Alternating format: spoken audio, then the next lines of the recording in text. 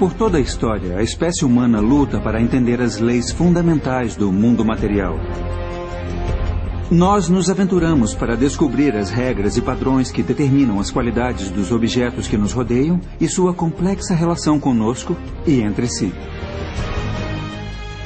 Durante milhares de anos, sociedades por todo o mundo descobriram que uma disciplina, mais do que outras, guarda certo conhecimento sobre as realidades fundamentais do mundo físico.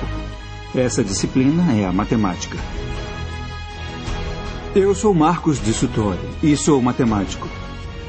Eu me vejo como um pesquisador comum caçando as estruturas escondidas por trás do caos e da complexidade aparentes do mundo à nossa volta. Em minha busca pelo padrão e a ordem, eu pesquiso o trabalho de grandes matemáticos que existiram antes de mim. Pessoas que pertenciam a culturas de todo o mundo e cujas inovações criaram a linguagem na qual o universo é escrito. Eu quero levar você a uma jornada através do tempo e do espaço para rastrearmos o crescimento da matemática, desde seu nascimento à ciência sofisticada que conhecemos hoje. Usando imagens geradas por computador, vamos explorar as descobertas que permitiram que as primeiras civilizações entendessem o mundo matematicamente. Essa é a história da matemática.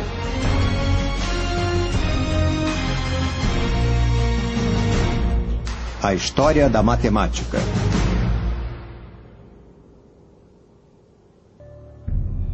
A linguagem do universo.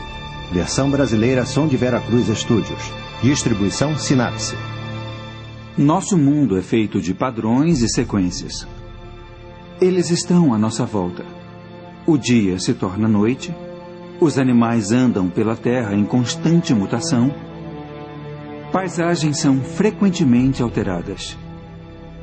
Um dos motivos que contribuíram com o início da matemática foi a busca pelo entendimento do sentido desses padrões naturais.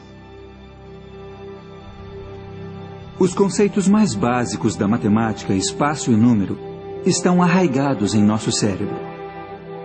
Até os animais têm um sentido de distância e quantidade. Percebem quando seu bando está desfalcado, quando devem lutar ou voar, e calculam se sua presa está numa distância acessível.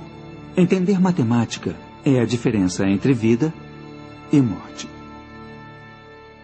Mas foi o homem que pegou esses conceitos básicos e começou a construir essas bases. Em algum ponto, os humanos começaram a localizar padrões e fazer conexões para contar e ordenar o mundo em torno deles.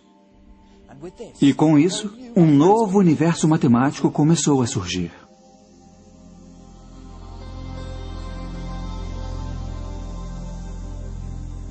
Esse é o Rio Nilo.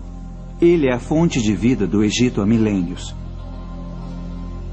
Foi aqui que surgiram alguns dos primeiros sinais da matemática que conhecemos hoje. As pessoas abandonaram a vida nômade e começaram a se estabelecer aqui por volta de 6.000 a.C. As condições eram perfeitas para a agricultura.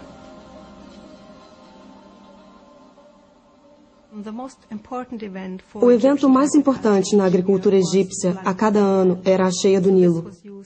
Então ela foi usada como marcação do início de cada ano. Os egípcios registraram o que acontecia em períodos de tempo. Para estabelecer um calendário como esse, você tem que contar quantos dias, por exemplo, havia entre as fases da lua, ou quantos dias havia entre duas cheias do Nilo. Registrar os padrões das estações era essencial não só para a gerência da terra, mas também para a religião. Os antigos egípcios que se estabeleceram nas margens do Nilo acreditavam que era o deus do rio que o enchia a cada ano e, em troca da água que fornecia a vida, os cidadãos ofereciam uma porção da produção como agradecimento.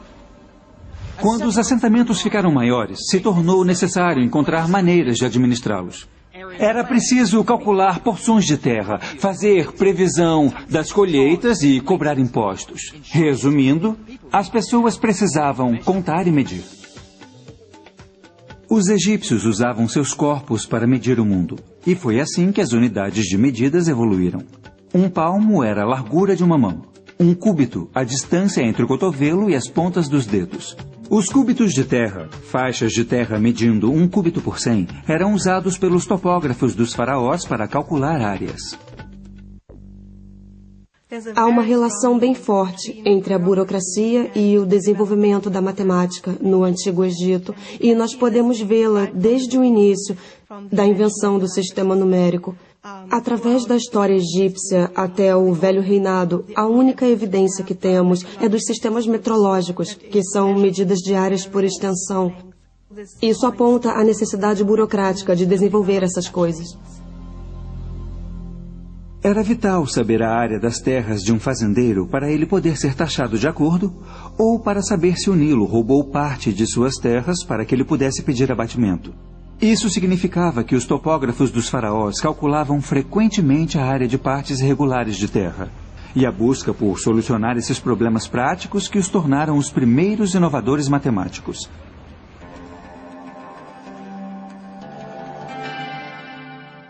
Os egípcios precisavam de uma maneira de registrar os resultados de seus cálculos.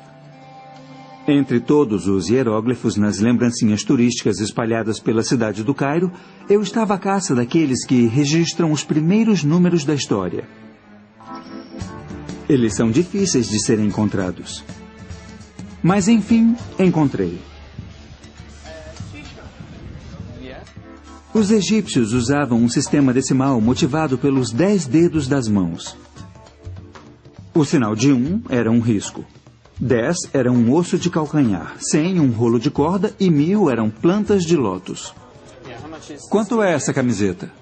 Ela custa 25 libras. 25? É. Então são 2 ossos de calcanhar e 5 riscos. Isso. Então não vai me cobrar nada disso aqui. 1 milhão aqui. 1 milhão? Meu Deus! Não, Esse não. é 1 milhão? 1 milhão é muita coisa. Os hieróglifos são bonitos, mas o sistema numérico egípcio era fundamentalmente simples. Eles não tinham o conceito de uma notação posicional. Então, um risco só podia representar uma unidade, não 100 ou 1000.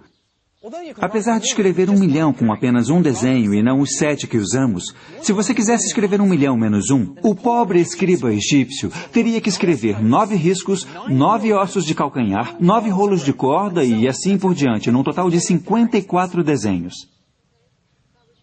Apesar do inconveniente desse sistema numérico, os egípcios eram brilhantes solucionadores de problemas. Sabemos disso por causa dos poucos registros que sobreviveram. Os escribas egípcios usavam folhas de papiro para registrar suas descobertas matemáticas. Esse delicado material feito de talos de plantas foi destruído com o tempo e muitos segredos pereceram com ele. Mas há um documento revelador que sobreviveu. O papiro matemático de Hind é o documento mais importante que temos hoje da matemática egípcia. Temos uma boa ideia de que tipos de problemas os egípcios tinham que enfrentar em sua matemática. Também temos uma demonstração explícita de como as multiplicações e divisões eram feitas.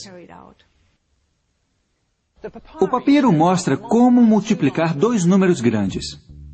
Mas, para ilustrar o método, vamos pegar 2 números menores. Vamos usar 3 vezes 6. O escriba pegava o primeiro número, 3, e colocava numa coluna. Na segunda coluna, ele colocava o número 1. E depois dobrava os números em cada coluna, então 3 se tornava 6.